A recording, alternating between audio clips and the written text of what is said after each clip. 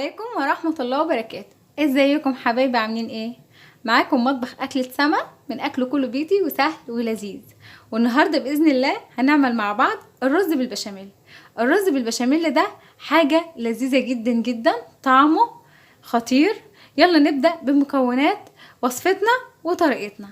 عندنا صدر فرخة متقطع مربعات، مغسول كويس ومنقوع في ميه وملح وخل وليمون ومتصفي كويس جدا جدا. عندنا قرنين فلفل متقطعين مربعات، معلقه كبيره ملح، معلقه صغيره بهارات فراخ، معلقه صغيره بابريكا، توم باودر، فلفل اسمر. وعندي 3 معالق كبار سمنه على زيت. عندي نص كوبايه خل، وعندي رز بسمتي 2 كبار رز بسمتي، وليهم 4 كوبايات شوربه. يلا نبدأ بمكوناتنا ووصفتنا ونقول بسم الله الرحمن الرحيم. بسم الله الرحمن الرحيم. اول حاجة هبدأ بيها يا حبايبي ان هي هتبل الفراخ. انا هتبل الفراخ بتاعتنا، هنزل بالملح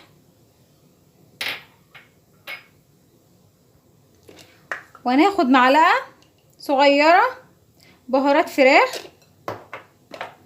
معلقة صغيرة بابريكا،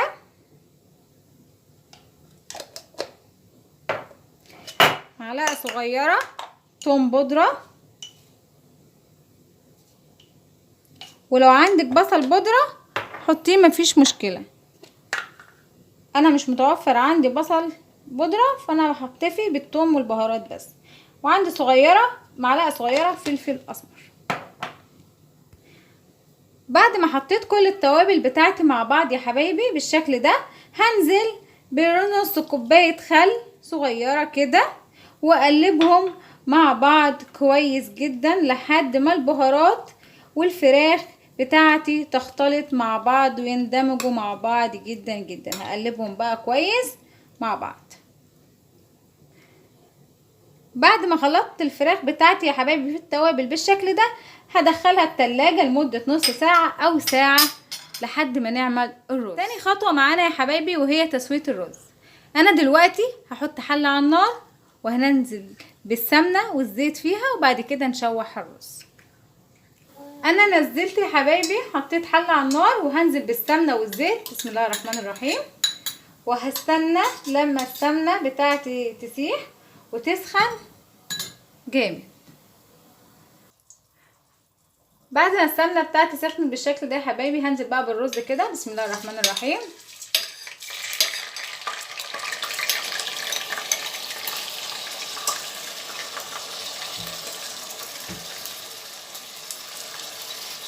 واشوح الرز بتاعي في السمنه كويس، اشوحه. هفضل اشوحه يا حبايبي واقلب فيه من الوقت للتاني كده لحد ما يتشمع معايا في السمنه. بعد ما الرز بتاعي اتشمع يا حبايبي بالشكل ده كده، هنزل بقى ب4 كوبايات شوربه. بسم الله الرحمن الرحيم. اللهم صل وزد وبارك كده، واقلبهم كويس بالشكل ده. طبعا الشوربه عندي ملحها مظبوط، فانا مش هزود ملح للرز خالص. كده تمام يا حبايبي. هغطي عليه بقى واسيبه لحد ما يغلي، وبعد كده هدي عليه واسيبه يتردد على نار هاديه. وبكده يا حبايبي الرز بتاعنا استوى. شايفين بسم الله ما شاء الله استوى ازاي. طفي عليه بقى النار ونيجي عشان نعمل شاورمه الفراخ. انا هجيب القلايه بتاعتي يا حبايبي واحطها على النار، على نار عاليه، وهنزل بمعلقه كبيره زيت واسيبها تسخن جامد علشان نعمل الفراخ. بعد ما الطاسه بتاعتنا سخنت بالشكل ده يا حبايبي، انا جبت الفراخ اهي من التلاجة بعد ما اتبلت. هننزل بقى في الطاسه. بسم الله الرحمن الرحيم. اللهم صل وسلم وبارك كده. هصفيها من التتبيله وانزلها في الطاسه على طول.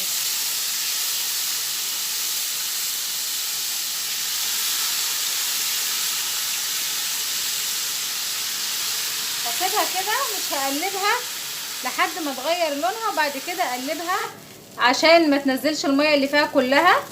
وهقلبها لما تبدا ان هي تغير لون، هقلبها على الوش التاني. هسيبها 5 دقايق وبعد كده هقلبها. هقلب الفراخ بتاعتنا يا حبايبي على الوش التاني كده. الله الله على ريحه البهارات، بسم الله ما شاء الله، ريحتها تجنن. هقلبها كده واسيبها 5 دقايق، وبعد كده هنزل عليها الفلفل. بعد ما لونها اتغير معانا كده هننزل بقى بالفلفل. بسم الله الرحمن الرحيم، بسم الله، ونقلبهم مع الفراخ كده.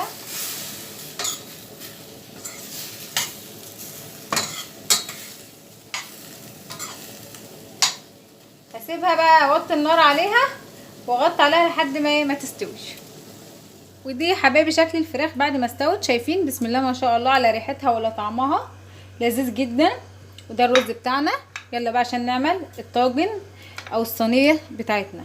عندي بقى عملت البشاميل، وطبعا انا قلت لكم قبل كده على البشاميل ازاي نعمله، عملناه مع بعض قبل كده مرتين. انا 3 معالق دقيق، عليهم 3 معالق سمنه، عليهم رتل لبن، نقلبهم كويس مع بعض لحد ما الدقيق يبدا ان هو يتحمر. بعد كده بنزل باللبن ساقع وافضل اقلب واحده واحده. عندي علبه قشطه لو متوفره، لو مش موفره وعندك وش لبن ماشي، مفيش لا ده ولا ده، مفيش اي مشكله. اول حاجه هعملها يا حبايبي ان انا هجيب الصينيه بتاعتنا اللي انا هعمل بيها الرز بالبشاميل. اول حاجه يا حبايبي انا هاخد كارنيه بشاميل بالشكل ده كده. بسم الله الرحمن الرحيم، اللهم صل وزد وبارك كده. طبقه خفيفه جدا كده. بعد كده هنزل بقى بالرز واحده واحده. بسم الله الرحمن الرحيم كده.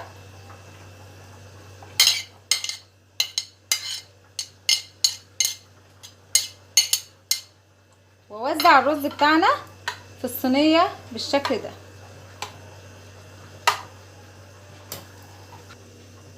بعد ما وزعت كل الرز بتاعنا في الصينيه كده يا حبايبي، هنزل بقى اجيب الفراخ. بسم الله الرحمن الرحيم، نزل الفراخ بتاعتنا كلها على الرز ووزعها كده. بعد ما نزلت بالفراخ كده اسويها على الرز كده يا حبايبي. اللهم صل وزد وبارك. بصراحه يا حبايبي مش عايزه اقول لكم، يعني الاكله دي بتبقى لذيذه جدا وحلوه قوي قوي قوي، هتعجبك وهتعجب كل اللي هيدوقها من ايدك ان شاء الله. بعد ما سوينا كده هننزل بقى بالبشاميل. بسم الله الرحمن الرحيم كده. شايفين البشاميل بتاعنا كريمي وناعم ازاي؟ بسم الله، بسم الله الرحمن الرحيم، اللهم صل وزد وبارك كده. بعد ما نزلنا يا حبايبي بكل البشاميل كده هنجيب بقى علبه القشطه بتاعتنا. بسم الله ما شاء الله، احنا هنحطها على الوش هتديله طعم وهتخلي الوش بتاعنا متحمر وشكله حلو جدا وطعمه لذيذ جدا. ننزل بها كده بسم الله.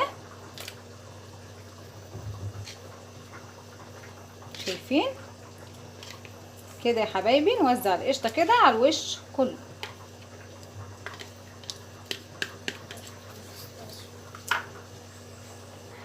بعد ما نزلنا بالقشطه ده يا حبايبي بقى وخلصناها كده، هننزل بقى عندنا جبنه موزاريلا مبشوره هنحطها على وشها كده.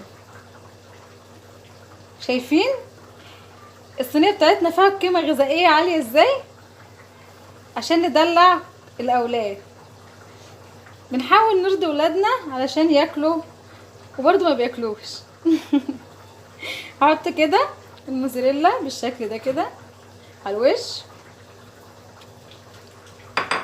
وكده. صينيتنا بقى هتدخل الفرن على درجة حرارة 180 لمدة نص ساعة، يا دوبك تتحمر وشها من فوق لان كل حاجة مستوية، فهتاخد وش من فوق بس والبشاميل بتاعنا يمسك شوية. ودي يا حبايبي صينية الرز بالبشاميل بتاعتنا بعد ما طلعت من الفرن. شايفين لذيذة جدا جدا، شكلها وريحتها روعة ما شاء الله ما شاء الله، يعني حاجة تفتح النفس بجد. يلا نقطعها مع بعض يا حبايبي ونشوف طعمها وريحتها عاملين ايه. بسم الله الرحمن الرحيم. ده بقى بسم الله، اللهم صل على النبي. شايفين بسم الله ما شاء الله. الله، واو واو، رهيبة بجد بجد يا بنات، بجد رهيبة. شايفين يا حبايبي، بسم الله ما شاء الله. قطع الفراخ والرز لذيذة جدا جدا جدا، ولا ريحتها تجنن. لو عجبتك الوصفة اعملي لايك وشير وسبسكرايب من مطبخ اكل السما على قناتنا في اليوتيوب. كل ما هو جديد وسهل وعلى قد الايد من مطبخ اكل السما. والسلام عليكم ورحمة الله وبركاته.